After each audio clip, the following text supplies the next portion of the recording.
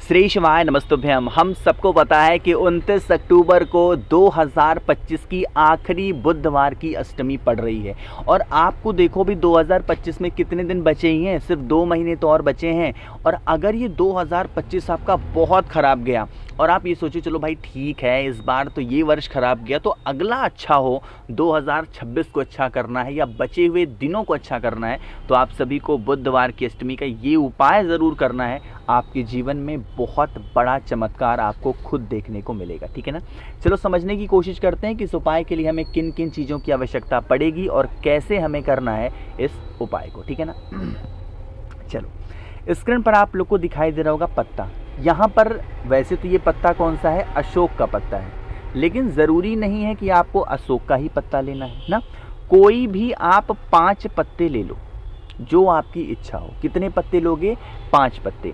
और वो 5 पत्ते आपके घर के आसपास के होने चाहिए। सिर्फ एक पत्ता छोड़ देना और वो पत्ता है तुलसी माता का। ठीक है ना। क्या करना है, तुलसी माता का पत्ता छोड़ देना और कोई सा भी 5 पत्ता ले लो। यहाँ तक कि गुलाब का भी ले सकते हो, आपके घर में कोई शो प्लांट हो उसका भी ले सकते हो, कोई दिक्कत नहीं है। ठीक है ना। 5 पत्ते, 5 पत्तों के साथ आज बुधवार की अष्टमी पे एक चीज़ का बहुत बड़ा महत्व माना गया है और वो है मूंग के दाने का।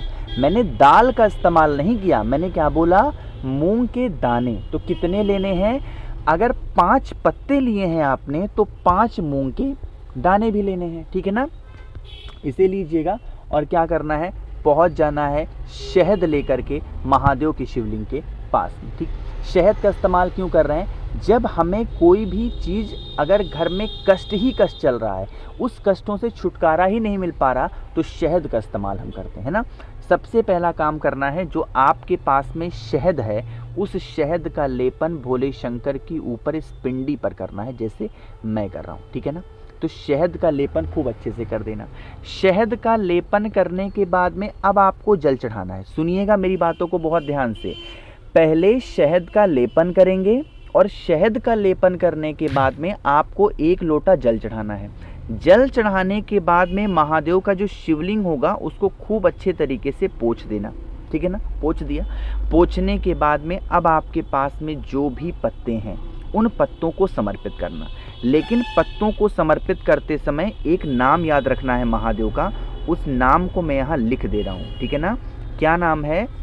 कल्याणेश्वर महादेव। रिपीट कर रहा हूँ और यहाँ पर लिख भी दिया मैंने, कल्याणेश्वर महादेव। सबसे पहले आपको क्या करना है, जो 5 पत्ते हैं उनमें से एक एक पत्ता आपको समर्पित करना है। एक पत्ता समर्पित करो, फिर 1 मूंग के दाने, फिर 1 पत्ता समर्पित करो, फिर 1 मूंग के दाने, फिर 1 पत्ता समर्पित करो, फिर 1 मूंग के दाने। इस प्रकार से 5 पत्तों के ऊपर 5, अगर आप मूंग के दाने को अपने जीवन की तकलीफ़ों को, अपने जीवन की परेशानियों को, परिवार की समस्या को महादेव से कहते हो तो इससे सुख शांति समृद्धि का वास आपके घर में सदैव बना रहेगा। कभी भी किसी चीज़ की दिक्कत घर में नहीं आएगी। ठीक है ना। महादेव का नाम याद रखना, कल्याणेश्वर महादेव के नाम से हम सभी लोगों को इस उपाय को करना होगा। ठीक है ना। चलो समझने की कोशिश करते हैं अब इस वीडियो के दूसरे उपाय की तरफ। यहाँ पर अब मैं आपको 2 वृक्ष दिखाने जा रहा हूँ। ठीक है ना। वो 2 पेड़ कौन से हैं? एक तो आपको पीपल का पेड़ दिख रहा होगा और एक यहाँ पर आपके सामने वट का पेड़ दिख रहा होगा।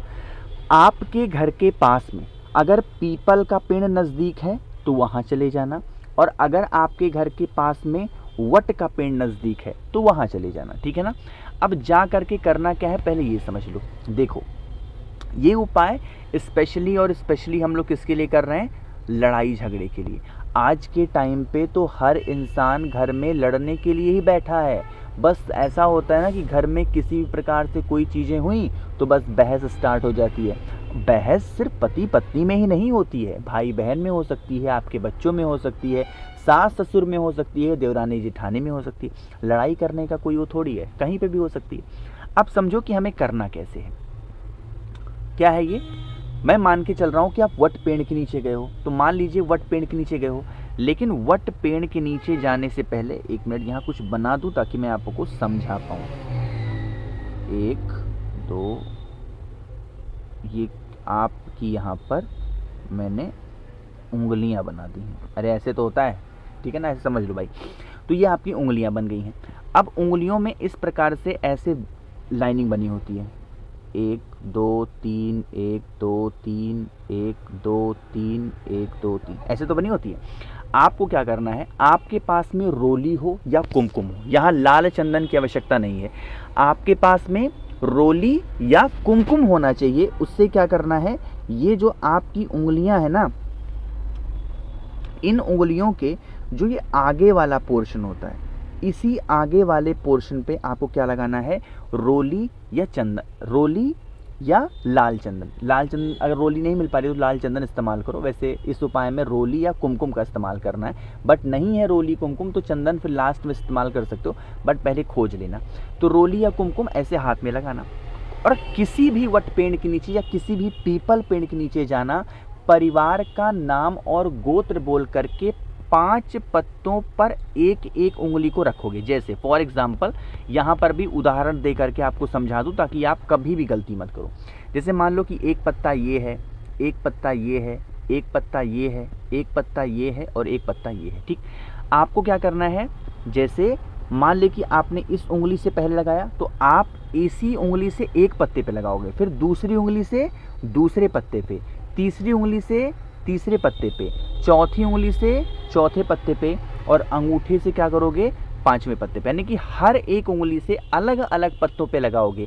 एक ही पत्ते पे 5 उंगलियों से नहीं लगाना है, एक पत्ते पे एक उंगली से, दूसरे पत्ते पे दूसरे उंगली से, तीसरे पत्ते से तीसरे उंगली पे। इस प्रकार से क्या करना है, आपको अपने परिवार का नाम और गोत्र बोल करके अगर आप समर्पित कर देते हो तो इससे आपके घर में कभी लड़ाई झगड़े नहीं होते हैं और परिवार में सुख शांति समृद्धि का वास सदैव बना रहता है। ठीक है ना, चलिए आगे बढ़ते हैं। अब इस वीडियो पे करने वाले हम लोग अपने तीसरे उपाय की तरफ, जो कि हमें करना होगा घी के साथ में।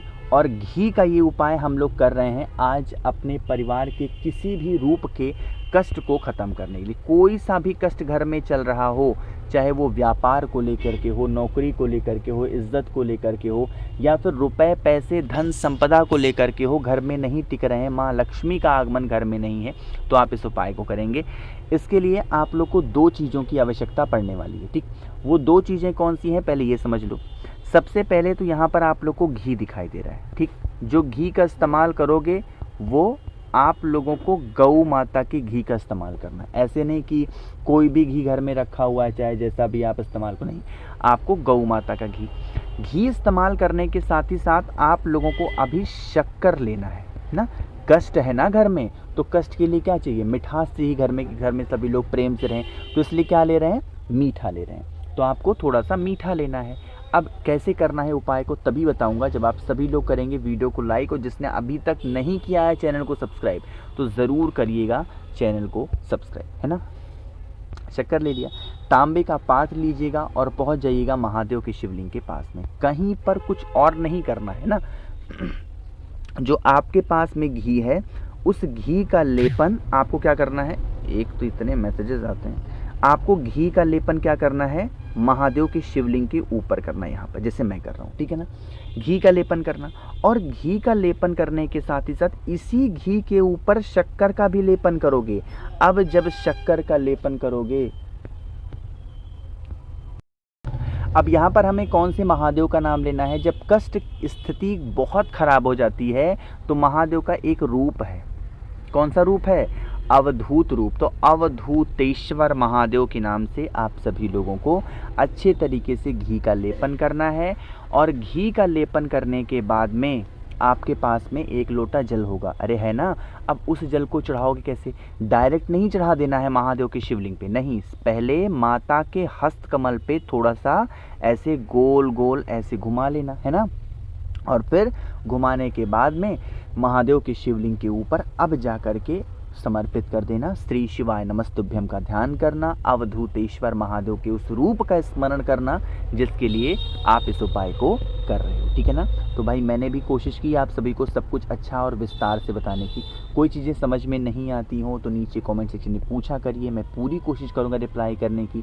मेरे जितने भी भाई बहन आवाज़ पहली बार सुन रहे हैं चैनल को ज़रूर सब्सक्राइब करेंगे, और कुछ पूछना रहा करे तो बिल्कुल घबराना नहीं है, नीचे कमेंट सेक्शन में पूछा करिए, या फिर आप मुझसे इंस्टाग्राम पे बातें कर सकते हो, द नेचुरल प्लैनेट 108 सर्च करके। श्री शिवाय नमस्तुभ्यं।